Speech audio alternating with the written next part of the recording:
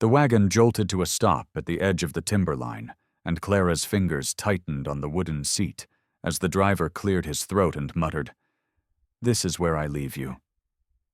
She could see the cabin below, half hidden in a clutch of pines, smoke curling lazily from the chimney, and a broad shadow moving near the corral. She'd been told in the last town, warned, really, not to look him in the eye if she valued her peace. Mountain men don't take kindly to being stared at, especially not by outsiders, the saloon keeper's wife had whispered while handing her a tin of biscuits for the road. But Clara's eyes had a will of their own, and as she stepped down from the wagon, she felt them drawn to the figure by the corral. He was taller than she'd imagined, shoulders like rough-hewn beams under a worn leather coat, his thick hair falling to his collar in an untamed sweep. He didn't glance at her immediately, just knelt by the corral rail, unbuckling a saddle strap with deliberate slowness, as if testing her patience. The wind carried the scent of pine sap and distant snowmelt, stinging her cheeks after days of trail dust. Her boots crunched on the packed dirt as she tried to remember why she'd come. A letter from his sister, an offer of shelter after her husband's death, the promise of a place to work off her keep. Her dress was travel-stained, the hem stiff with dirt, and her ankles were raw from walking beside the wagon to spare the mule. She was just about to speak when the man finally turned his head. His eyes were the color of river stone, steady, but not unkind, and his gaze landed briefly on her face before dropping to her feet. Without a word, he crossed the yard, knelt in front of her, and set down a wooden bucket filled with clear water. She froze, her breath catching, as he took a clean cloth from his coat pocket and dipped it into the water. "Trail dust cuts worse than frostbite," he said in a low voice, his hands surprisingly gentle as he began to wash the dirt from her ankles. Clara's throat tightened. No one had touched her with kindness since her husband's funeral, and the intimacy of the moment made the cold air seem warmer.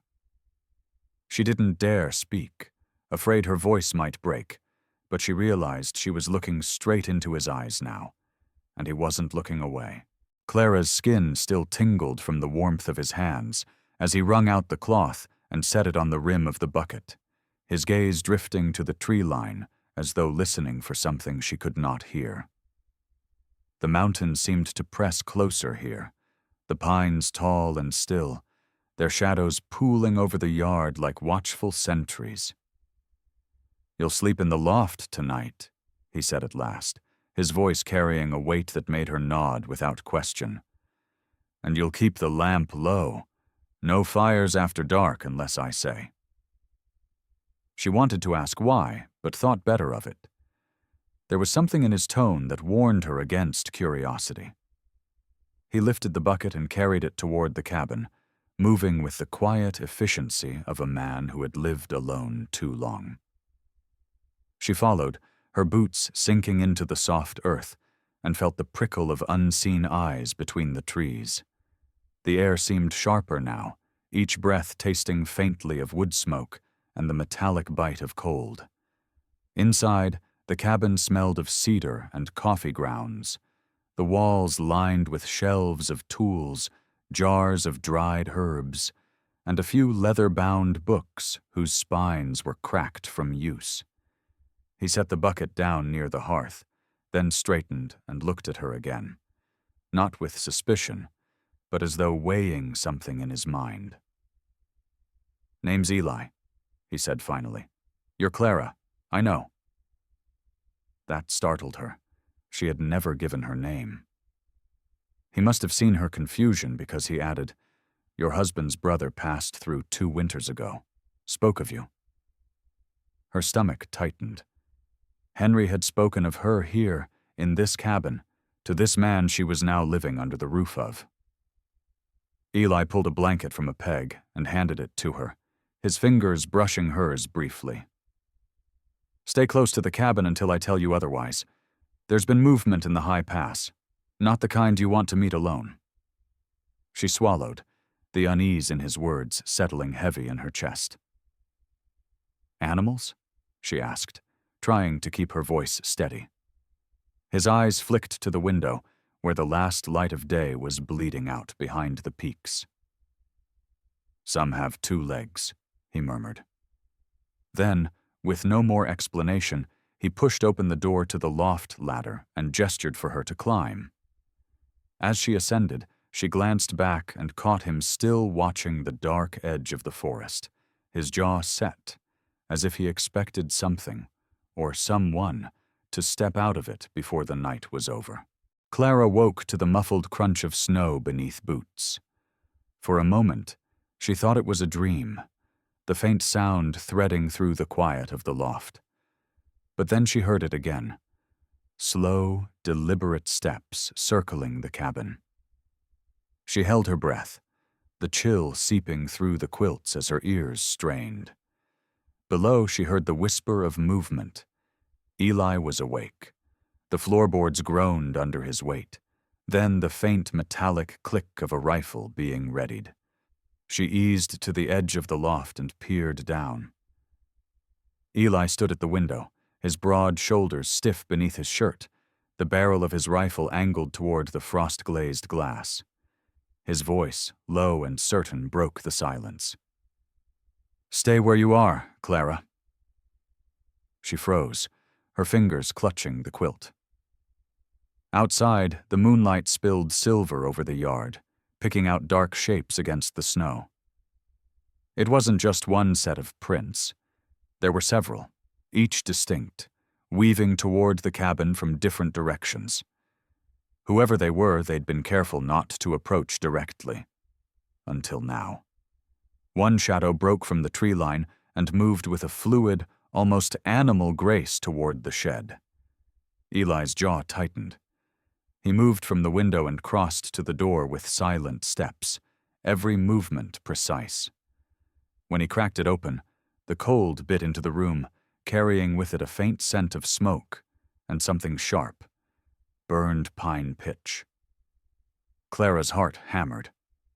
She'd grown up around farmhands and traders, and she knew the difference between a hunter's tread and the sound of someone who meant trouble. This was the latter. Eli's voice drifted back to her, low but firm. "They're testing how close they can get before I act. Means they think I won't." He vanished into the night, leaving the door ajar. Clara crawled toward the edge of the loft to keep him in sight. She saw him step into the yard, rifle raised, his figure cutting a dark silhouette against the snow. The shadows near the shed froze. Then one of them, tall, with a fur-lined coat that glinted faintly in the moonlight, stepped forward. Eli said something she couldn't hear, and for a long, breathless moment, the only sound was the whisper of wind through the pines. Then, without warning, the shadow turned and melted back into the trees. The others followed. Eli stood there a moment longer before returning inside, his expression unreadable. He shut the door and dropped the bar into place. "They'll be back," he said simply. And this time, Clara didn't doubt it. The morning sun broke through a thin veil of clouds, scattering pale light over the snow, but the cabin felt colder than it had the night before. Clara busied herself with the stove, her hands trembling as she poured water into the blackened kettle. Eli had said little since the encounter, and his silence was almost worse than the sound of those footsteps in the frost. She glanced at him. He sat at the table, methodically oiling the rifle, his brow drawn low. His quiet focus made him seem carved from the same granite as the mountains beyond. Finally, she couldn't take it. "Who were they?" she asked, her voice small but steady. He didn't look up. "Not the kind you want knowing your name." She swallowed hard. "Then why were they here?" Eli's eyes finally met hers, sharp, assessing. "Because they think you're alone, and because someone told them you were here." The words hit her like a bucket of icy water. She had only been in these mountains for 6 days. She had spoken to no one but Eli, or so she thought. Her mind jumped to the trading post where Eli had bought supplies 2 days earlier. The man behind the counter, a wiry fellow with a crooked smile, had stared at her longer than he should have. She felt a chill crawl up her spine. Eli leaned back in his chair, watching her. They weren't looking at me last night. They were looking past me, at you.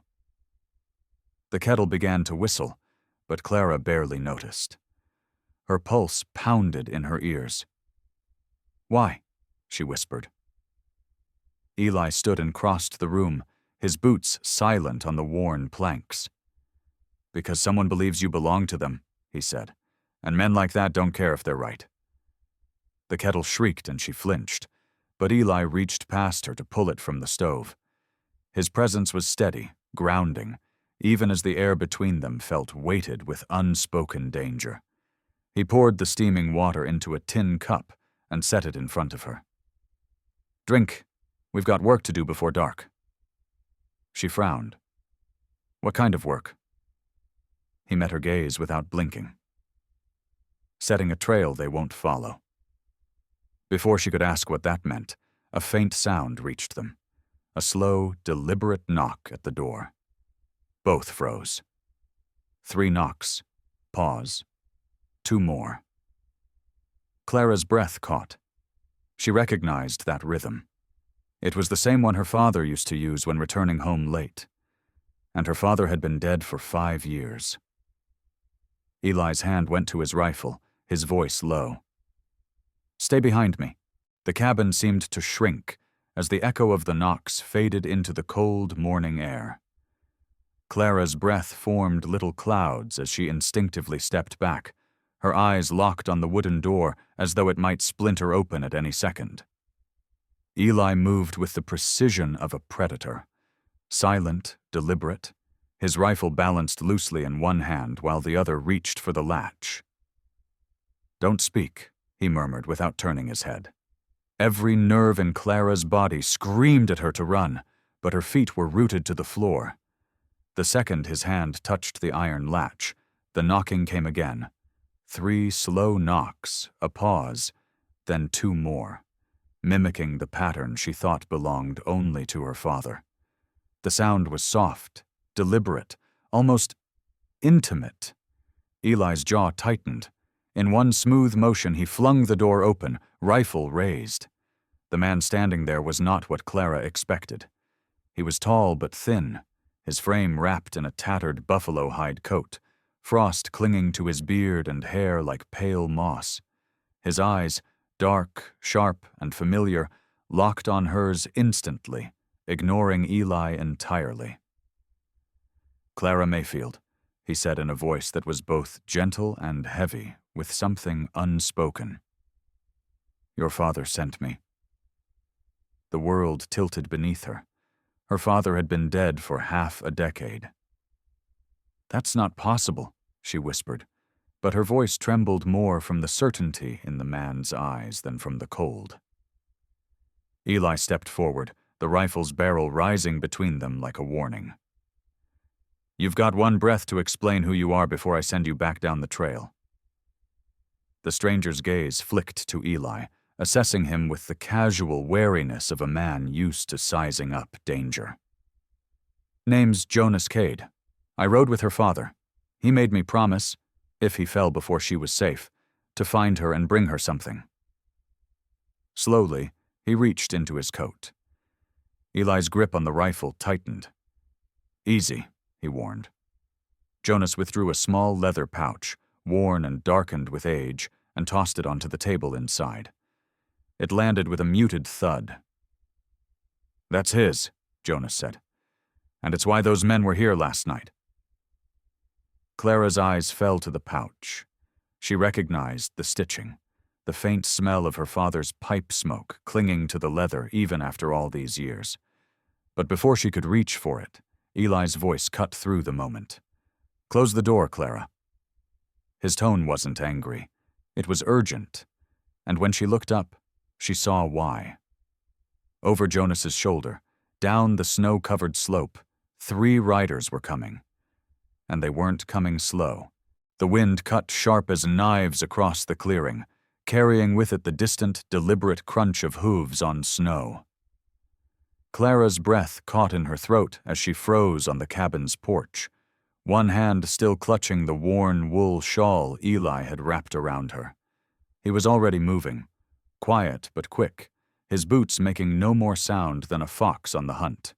From the shadow of the doorway, he peered toward the tree line, his eyes narrowing. 3 riders emerged slowly from the pines, their horses' flanks steaming in the frigid air, their faces shadowed beneath low-brimmed hats. Clara could feel something heavy in the way they moved, deliberate, like wolves that already knew the shape of their prey. "Inside," Eli murmured, his voice low but edged with urgency. She hesitated, her feet unwilling to leave the sight of them, but he turned to her fully now, his gaze fierce. "Go, bolt the door." The cold in his tone wasn't for her. It was for whoever had come calling. Inside, the cabin felt smaller than ever, the walls pressing in as she backed to the window and peeked through the frost-edged glass. The riders had stopped at the edge of the clearing, dismounting in a slow, calculated manner, boots sinking deep into the snow. Eli stood alone in the open, coat flapping against his legs, one gloved hand resting near the worn handle of his hatchet.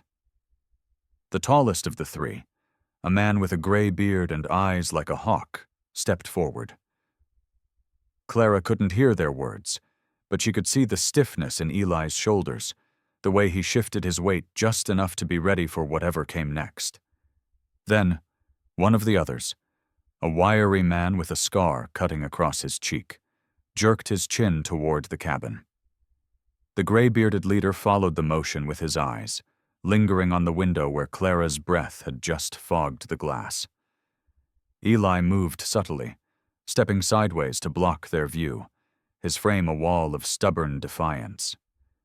Snow swirled between them, a quiet storm of flurries catching the last light of day.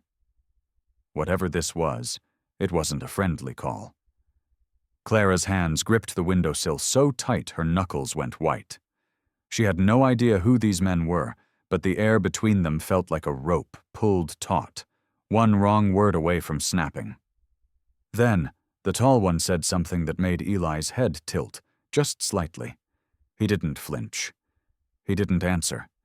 He only raised his chin and took one slow step closer. The gray-bearded man's lips moved again, his words hidden by the wind, but Clara could feel the intent in them. Sharp, cutting, the kind of talk meant to provoke. Eli stood as solid as the pines behind him, his jaw locked, eyes cold. The scarred man took a step forward, boots crunching through the snow, until he was so close the frost from his breath drifted into Eli's face. "We're coming in," he growled, his voice low but carrying enough for Clara to hear through the door. Eli didn't move aside. "No, you're not," he said, each word slow, measured, and final. For a beat, the air was still, the storm holding its breath. Then the 3rd rider, a thick-set man with a heavy coat, peeled away from the group and began trudging toward the cabin. Clara's heart thudded in her chest. She stepped back from the window, instinctively glancing at the rifle propped in the corner. She'd never fired one, but the thought of strange men inside this cabin made her fingers twitch toward it. Outside, Eli shifted to intercept, his broad frame placing himself squarely between the approaching man and the cabin steps. "You take one more step toward that door," he said evenly, "and I'll make sure you don't take another." The man snorted, his hand brushing the butt of the pistol at his hip. Eli didn't flinch. He simply moved forward, a quiet force of nature, and stopped inches from him. The snow swirled between their boots, the wind carrying the faint creak of leather as both men's hands hovered near their weapons. "We're not here for you," the gray-bearded leader called from behind. "We're here for her." Clara's breath hitched. She could feel the words like a cold hand closing around her throat. Eli's answer came back hard, unshaken. Then you're leaving empty. For a moment, the three strangers seemed to weigh their options, eyes flicking between each other. Then, in a sudden, jerking motion, the thick-set man shoved against Eli's shoulder, trying to slip past him up the steps. It was a mistake. Eli moved like a striking bear, grabbing the man's coat, yanking him backward into the snow with a force that sent him sprawling. The other two stiffened, hands lowering toward steel. Clara's hands gripped the rifle tighter inside, her pulse a drumbeat in her ears. Through the small pane of frosted glass, she saw Eli step forward again, planting himself between the cabin and the men with an unspoken promise. No one was getting through him tonight. The wind howled like a wounded animal as the three men stood frozen, their boots sunk deep into the snow, faces tight with barely restrained anger. Eli didn't move an inch. His shadow loomed across the cabin steps, broad and unyielding, a wall between Clara and whatever darkness had followed her here.